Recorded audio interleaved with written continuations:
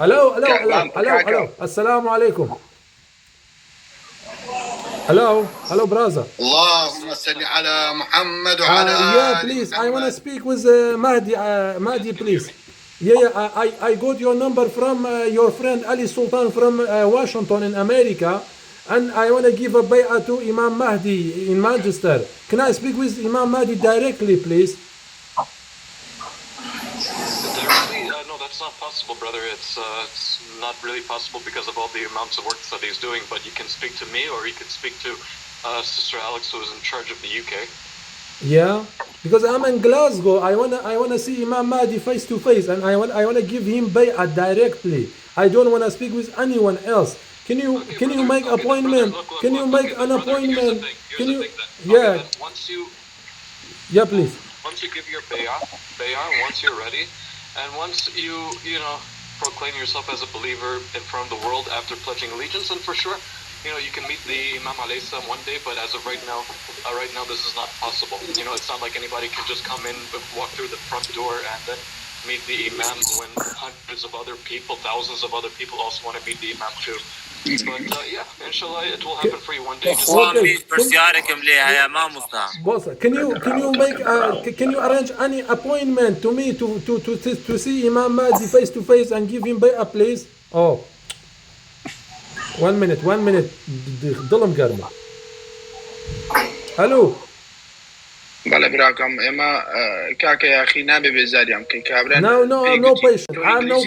I want to give him bay'ah directly right now. كابرا دل امام المهدي 1000 بيعه لبودي المشرق ولا مغرب هزار بقسيتو بمن هزار ويا دواتر تو خود ورا راست خور التلفون ما قبلوك دكا نابي من اما يبيعتي بما است بيعتي يسدون بدواي بشمانه بمو من باورم بدوانزا بابا جامع است بشمانه بمو برا بشمانه بمو بلقي خوت بوسطه كاكا بوسطه من لابو محمد سني بس بلقي هيك لا نبوه لا آية كان ناخذ ما مصلح علي ديتد أو دنجا مباركة صوتي تنصاب. جوابناتو ايوه الدينين قربانكاتي خود الدينين قربانكاتي خود زديبوي او كاتنا بنيرا ما دام تو خود هاتوي بس خوش بيعتي ندى لا كاتكي مش دوكجي اما باسي تي ما عندك او غريبه اما بدوتي المهم عملك بخير بين رز وسلام تۆ جێگەی ژانازی بۆ کورد گەنجێکی ئاوا بیۆر و ئازا و بەغیرەت هەستاوە لە ناو شەقامەکانی نیویۆرکە ئەمەلەکە ئیشەکە بانگەوازەکە بەڕاستی ئەبێ کورد شەنازی بە تۆ بکە ئەبێ خەڵکی لە خۆشی تۆ مناڵەکانیان ناوبنێن عەلی هەر لە خۆشی تۆ یعنی بۆ ئەوەی کە گەورە بوون وەکو تۆ بن تێگەی تۆ قرار بوو ناونیشانی ئەو مەهدیەی بەریتانیا بنێری بچین قسەی لەگەڵا بکەین لە نزیکەوە وتو زمانی ئینگلیزی و عەرەبی شەزانەیە وتو خەڵکی میسرە کەچی هیچ شتێک و نەنار چۆنی ئێمە بگەین بۆ مەهدیە و بەیعەتی ئێمە قەناتەکە قوربان قناة ظهر المهدي من خدمة الدكام من مادام خود لوي نزيجي خود استعمل إن شاء الله صالح شكا هجرتي أنا بودكام ومن لصحابة كان ينزور نزيكم ومن يرمت الدكام وهذا هجرت لأمريكا وأكيد بريطانيا إن شاء الله دەبێ شتەکان بفرۆشم دەبێت لەوێندەر شوێنم بۆ بدۆزنەوە بەڵام ئێستا دیپارتمنتەکەیان لە بەریتانیا من خزمەت دەکەم تۆ وەرە تۆ مادەم ئاوا داواکەی من خزمەت دەکەم من شوێن و بۆ دۆزمەوە من شوقە و بۆ دۆزمەوە ڤێلا شوقا ئەوان لە نزیک مانچستەرن ناوی کڕووە خۆیان شوێن شتیان هەیە قوربان بەڵام هەموو شتێک کاتی خۆیەتی و من بۆچی کاکە یاخی لەسەر ئەو داوەیە سەد جديمة بيت قالوا كمان خونا كم بيني بله من خونا بيني وهش خوني زورم بيني يا أخي بله خوي إمام بله بوسكودي كم بيته بوسكودي أو ينام بيته عليكم السلام شوينا آخر شوينا كم بيشد بلا ما خوي بينوسا بيشد بلا خونات واني بتي زين بوتي بناوي تواتشم عشان بيعت تم إمام مهدي وطواعي قابل أيوة بخو ناجم رسمي لقلا بقرم عشان بيعتيه من الرقم كان الدم صحابة كاني تليجرام تيوانيا بلا بجماعة بلا تلفوني عم بود اوكي بلا باش آخر هەڵی نەگرن دیارە چکە ئێستا حالیان لەسەر قەناتی تەلەڤیزیۆنن ئەوان شەو ڕۆژ ئیش دەکەن بەڵام من بەڵێ قوربان ئێستا منەوە ڕقەم یەکێکت دەدەبێ تەلگرامەکەت چییە؟ تەلگرام ئەفۆ ئەوە چی بوو ماوەسەڵ هەر ژمارەکەم بوو بنووسە لە کۆمنت بۆم بنووسە ئەزیاد نەبێ ئاخر ناتوانم بڵاویکەمەوە قوربان دەبێ ئاگداری زین بۆچی زین بۆچی چکاوان لە بەریتانیا لەلایەن سونە و شیعەکان دوژمنیان زۆرە قوربان بانگەوازەکە بێ دوژمنی خۆ چی لێیەکەن چین بەیعەت ئەیت باشە چۆن بەیعەتی بینێ ئاخە من دەبێت ڕوخسەتی وەگرم وانە من بەڵام خۆیان من کاتێک داوا دەکەم خۆیان سنوورەکان دیاری کراوە ئەوەی جدی بێ پەیامەکە ڕوونا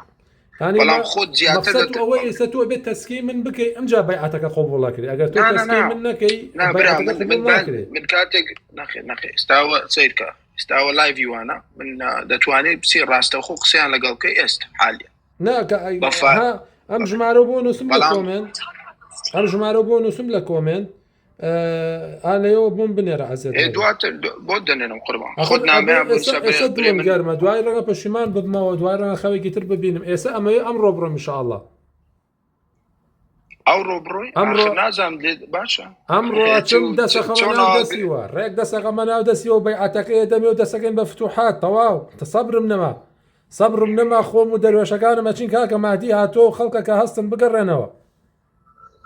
بەڵێ نیشانەی آخر زەمانە بەڵێ نیشانەی آخر زەمان ئەوەیە کە محەممەدی مادی دەرەکەوێ ئەی چۆن ئەی خۆ بەڵێ لە قیامەت خۆی مادیەکان دەرکەوتونە بەڵام ئایا ئێمە باوەڕمان بە خلافەتی خدا هەیە کە خۆی دەفەرمێەوە هو الذي جعلكم خلائف في الأرض ئێمە لەوێ یەکلایی ببینەوە دووەم شێ تۆ ژمارە بەرە کاک عەلی برا کاک عەلی بۆم بنێرە لە تەلگرام ئێستا لە بنێرە تەلەگرامەکەی تۆ ناوی چییە؟ هەبینوسە علی سولتان کینگ علی سولتان کینگ بۆستە کاک من بۆ دەنێرم عەرەبیشت باشە قەناتی ظەهر المەهدی ئاخوایان ڕۆژانە لەسەر لایڤ برا جوابی پرسیارەکان کاکە زاگرۆز بەخێر بێ ئەوە هێنای سەلام عەلەیکم نووسم سەلام و عەلەیکم ئەوە نووسیم دوو خەتەکەی لێ نەداوە بەس بزانم عەلەیکم سەلام و ڕەحمەتوڵڵاه بزانم محەممەدی مادی تەلەگرامی هەیە ڕاستەخۆ لەگەڵ خۆیان قسە بکەم نەخێر ئەو نیەتی ئەو من خۆم براکەم من چەند جار ویستمە قسەی لەگەڵ بکەم خۆ ئەو زۆر مەشغوڵە کاکە یاخی باشە خۆ مەشغوڵە بۆستە من ئەمەی ڕاستەخۆ لەگەڵ محەممەدی مادیە بە سناپچات بە تەلەگرام بە شتێ لەوانە قسە بکەم خۆت دەتوانی فۆرمی ڤیزیت پڕکەوە خۆت اینجا فۆرمی بۆ چیە بابە فۆرمی بۆچی خۆ ناچی بۆ چاوپێکەوتنی سیڤی بۆ هەلی آخر کاکە یاخی تۆ عەجەلە نابێ بکەیت قوربان سێرکە فۆرمی بۆ چییە پێغەمبەران کاتون ڕۆشتون بەیعەتەکان داوە باش بەس عەجەلە مەکە بەس عەجەلە برا فۆرمی سیڤی چی سێرکە خۆ جارێ شوێنی ئاشکرای دروست نەکردووە خۆ مزگەوتی دروست نەکردووە من گوێچەبێکایی بینم ئەچم لە قراخی چەندێکا لە خانوویەکە لە شوێنێکایی بینم خۆ چی مشکلێ بابە بۆ ئەترسێ لە چیە ترسێ مردن و ژیان لەدەستی خۆیە قوربان بۆچی دەترسێ ئەگەر وابێ ئەم مەهدیە ئێوە فەرقی چیە لەگەڵ مەسوولەکانی پارتی وەکوتیە من ئەبێ بڕۆم بیبینم دەستخەمە ناو دەستی بەیعەتی بە مێتۆڵێ بێ فۆرم باشە پێشەوەی ئەوە بکەی من پێی دەگەی تۆ ژمارەکەی بۆ بنێرە ئەوە نامەیەکم بۆ ناردی قسەی شەکەی ئەوە تا عەلی سوڵتان من لە بۆ دەنێرم بۆ خۆت قسەی لەگەڵ بکە بڵێ بەڵام بۆم بنێرە ئێستا بۆ دەنێر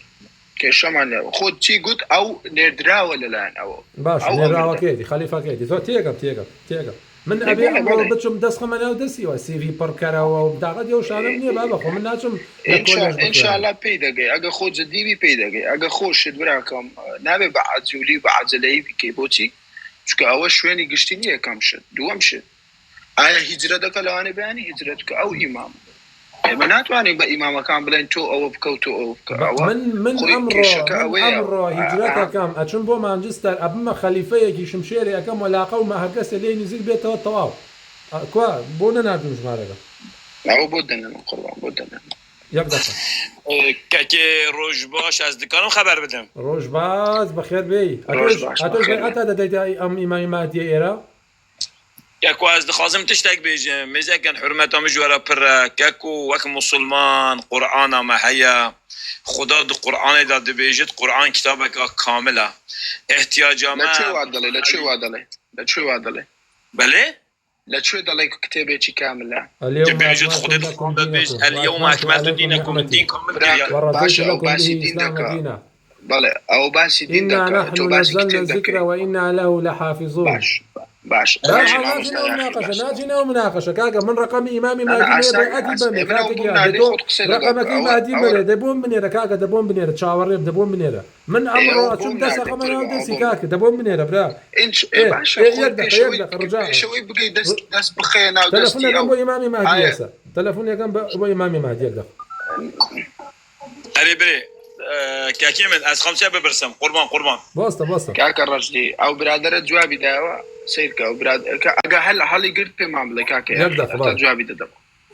إمامي مهدي يسا جواب هذا قسمة كان رجعان كاكا الرجلي قسمة قبراكم لقوا مهدي أقساكم ريزي بقدر ريزي بقدر بله خوي ما باشكرا قصدك خوي صحابة كان رجل شو دعوة دكان وإما آيات ماني ويمشون في الأسواق بيغمبر كان مشى وكوي ولا سرجع ده وشفاهم سوبر ماركت كان رأسي وأخوي قورا لا تصدقين آيات بس يودك بسطة هل ناقل إمامي مهدي مشغولة بله زور مشغولة بله وما بيتان دلين كاكا جيان بس سناب شاتك إمبارح كاك علي عزتنا بس سناب شاتك إمامي مهدي كي يوم باري سناب شاتني قربا سناب شاتني براكم سناب شاتي دواتر أوا واتساب يا واتساب يوزر نيمي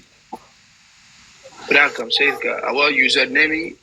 إمامي مهديني أو يوزر نيمي صحابة نزيكا كي خليفة كي بله خليفة كي أما خليفة من خوشم قصة لقى لو دكم إيه جواب ناداتو كاكا نار جواباتو سامن شون بيعتك إيه بمي ضلم قرمة شون بيعتك براكم بيعدام بدلا إما بيعتك استخد باورد بدوان زمهدية إيه قربا واي فاي نية شي بيعدام من ما يبرم بيقرم دز بخمن أو دز كاكا جا باشا خوي سيرك خوي نجاشي كاتك بيعتي دا لتشوفو